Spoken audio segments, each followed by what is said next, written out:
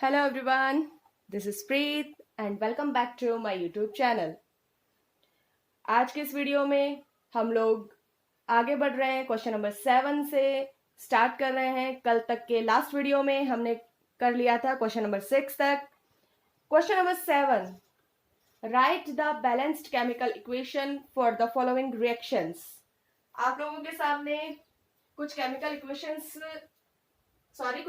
Reactions दी जाएंगी जिनको आपको उनकी केमिकल इक्वेशन बनानी है और वो केमिकल इक्वेशन भी आपको जो है वो बैलेंस्ड करनी है।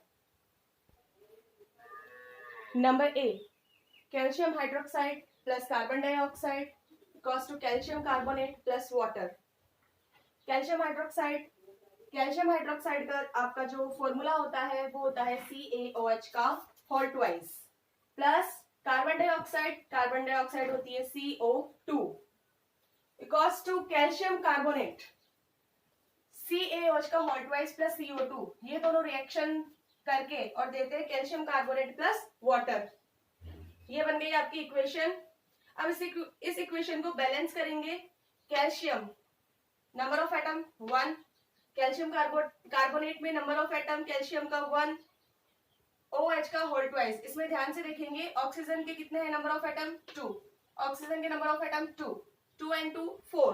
और प्रोडक्ट की तरफ अगर हम बात करते हैं तो ऑक्सीजन की जो नंबर ऑफ एटम है कार्बोनेट के अंदर है ऑक्सीजन के 3 और 1 वाटर के अंदर है, तो उधर ऑक्सीजन का भी लेवल बराबर है, कैल्शियम के भी बराबर थे, ऑक्सीजन के भी बराबर है नंबर ऑफ एटम्स। हाइड्रोजन की बात करें, हाइड्रोजन में इधर 2 है और उस साइड में भी हाइड्रोजन में वाटर के अंदर 2 है, तो हो गया इक्वल।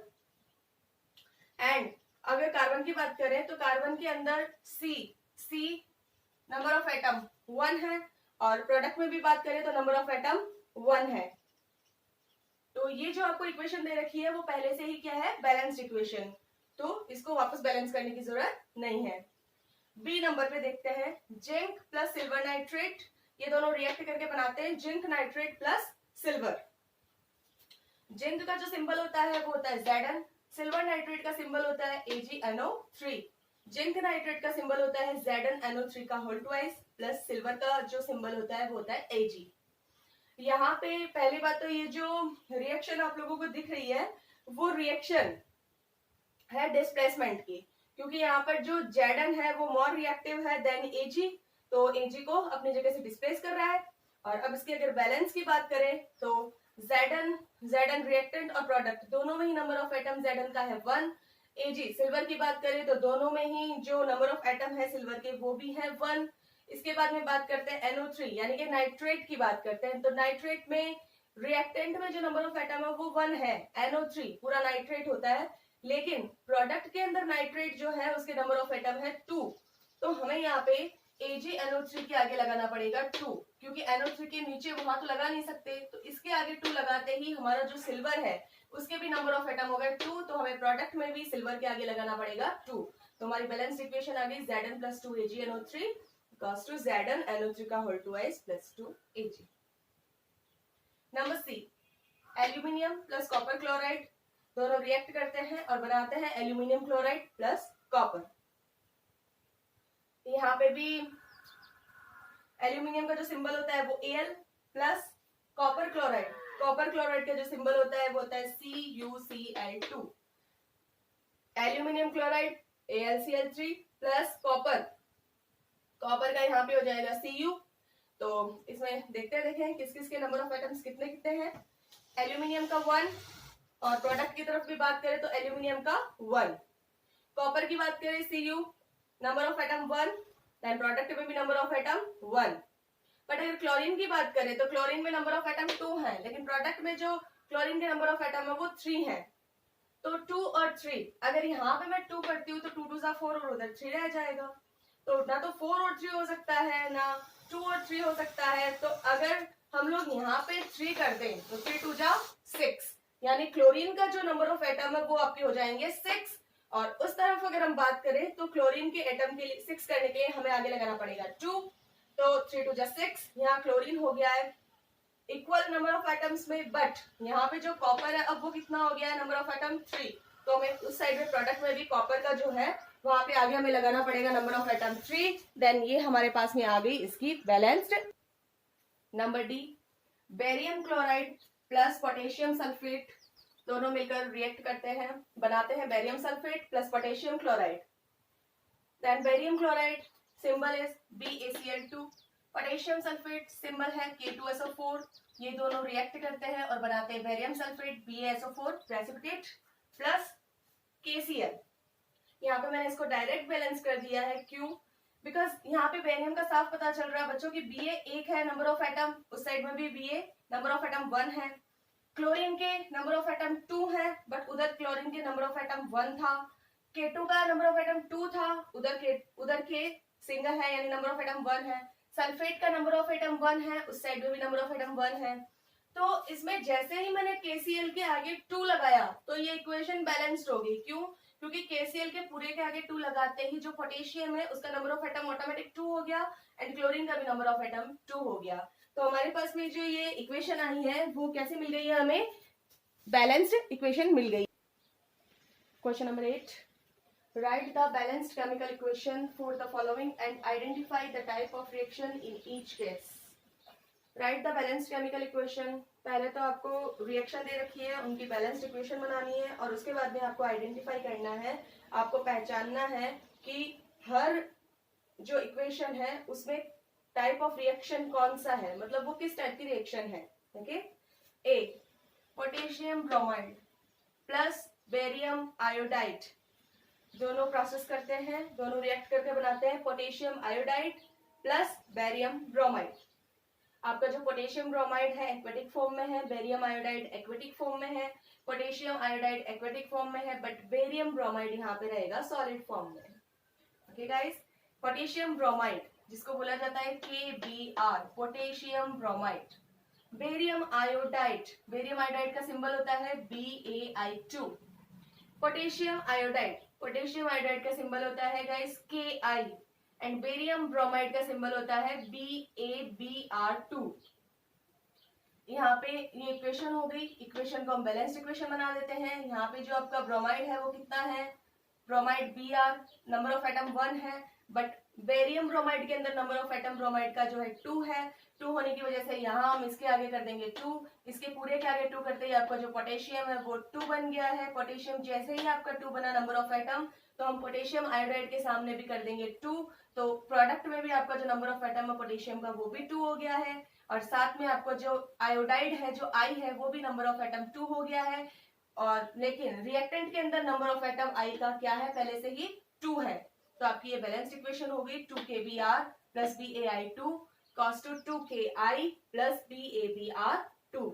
और इस रिएक्शन से पता चल रहा है यहाँ पे कि यहाँ KBr, यहाँ जो Br है उसकी जगह ले रहा है आयोडाइड I, और जो I है उसकी जगह ले रहा है Br, यानी कि दो कंपाउंड के दोनों के जो एलिमेंट है वो आपस में आयंस का एक्सचेंज कर रहे हैं और आपस में दोनों ही एक दूसरे को डिस्प्लेस कर रहे हैं।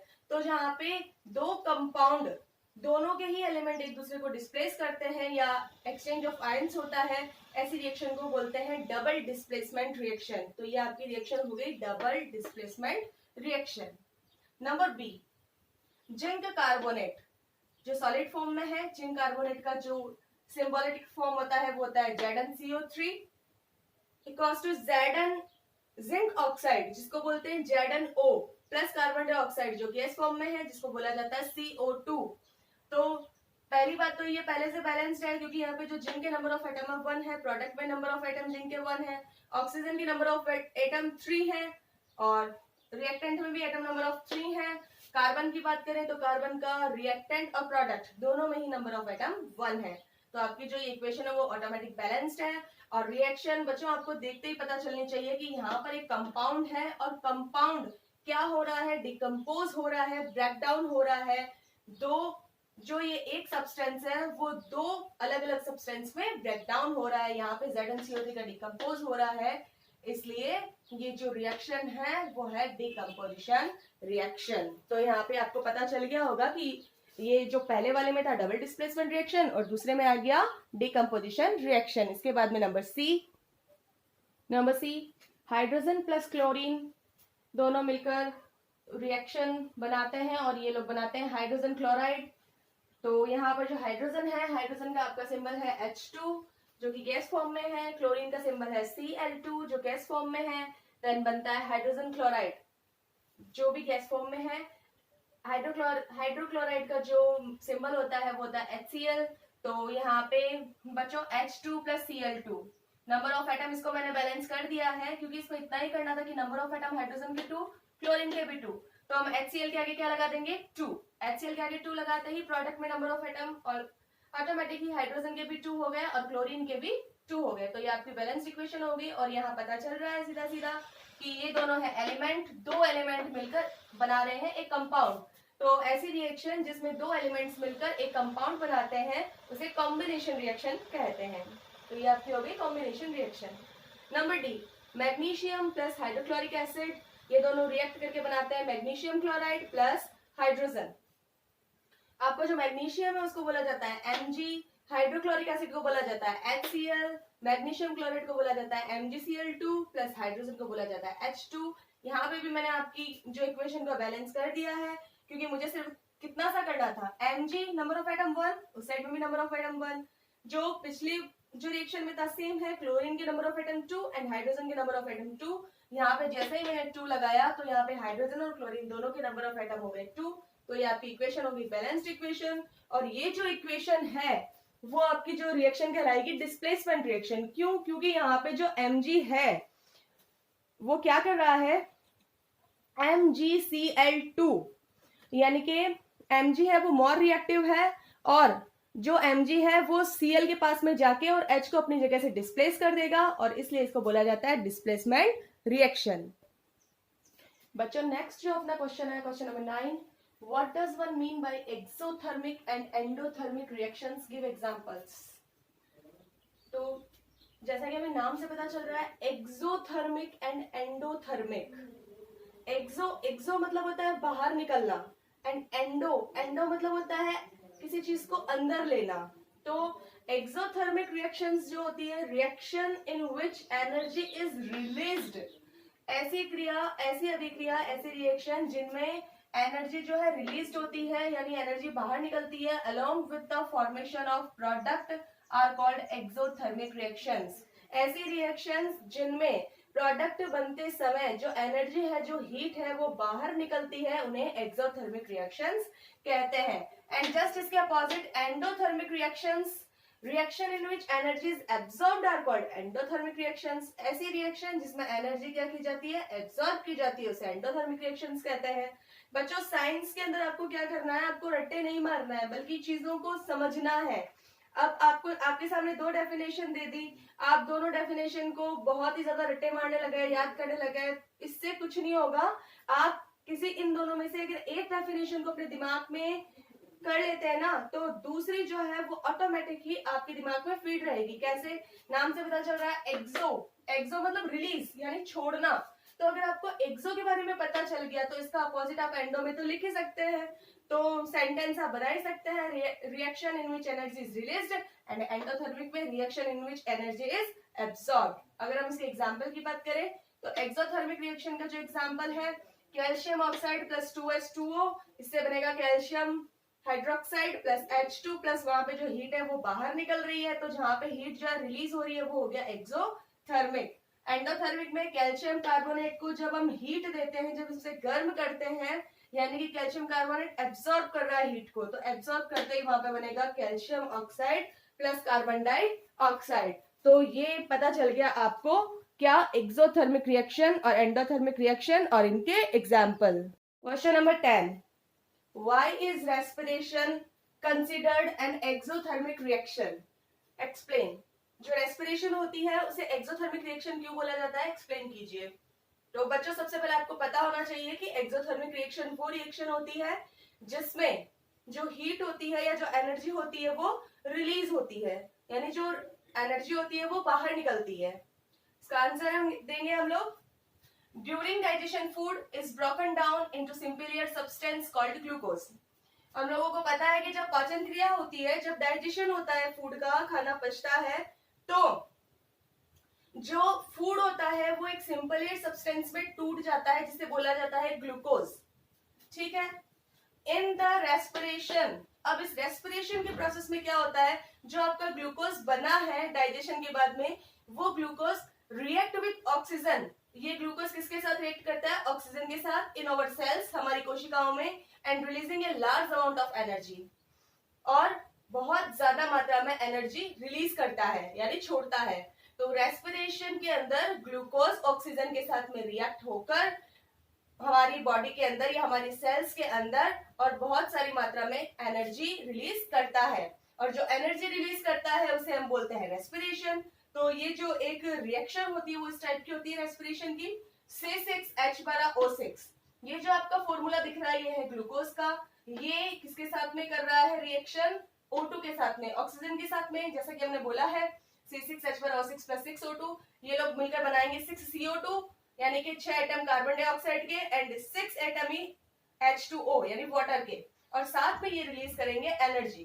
तो energy is released during this process, जो एनर्जी होती है वो इस प्रोसेस के दौरान रिलीज होती है। So the respiration is considered an exothermic reaction. इसलिए जो ये प्रोसेस है यानी कि जो रेस्पिरेशन है उसे एक्सोथर्मिक रिएक्शन माना जाता है। Question number 11, why are decomposition reactions called the opposite of combination reactions? Write equation for these reactions. जो decomposition reactions होती हैं वो combination reaction की opposite क्यों होती हैं, इसका हमें रीजन देना है। तो पहली बात तो हम जानते हैं कि combination it means combine होना, decomposition it means break down यानी टूटना, एक तो हो गया ये। सेकंड, जो combination होता है उसमें जो कॉम्बिनेशन होता है यानी कि जिसके अंदर दो एलिमेंट जुड़कर एक कंपाउंड बनाते हैं उसमें हीट रिलीज होती है, और जिसमें कंपाउंड टूटकर दो एलिमेंट्स बनाता है उसमें हीट की रिक्वायरमेंट होती है यानी उसके अंदर हीट एब्सॉर्ब होती है। तो देख लेते हैं, इन ए कॉम्बिनेशन रिएक्शन 2 और more element are combined to form one single product. Combination reaction में दो या दो से ज्यादा एलिमेंट मिलकर एक सिंगल प्रोडक्ट बनाते हैं, and also a large amount of heat is released, और साथ ही साथ एक बहुत बड़ी मात्रा में जो हीट होती है या जो एनर्जी होती है वो रिलीज होती है। In other case A decomposition reaction is required energy.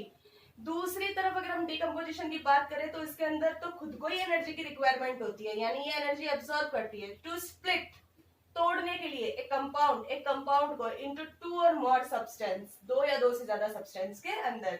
इसका हम एग्जांपल देखते हैं।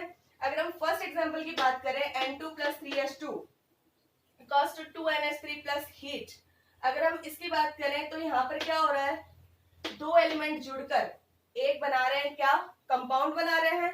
और अगर हम नीचे वाले के अंदर अगर बात करें तो नीचे वाली जो रिएक्शन है उसके अंदर एक कंपाउंड टूटकर और क्या बना रहा है, दो एलिमेंट।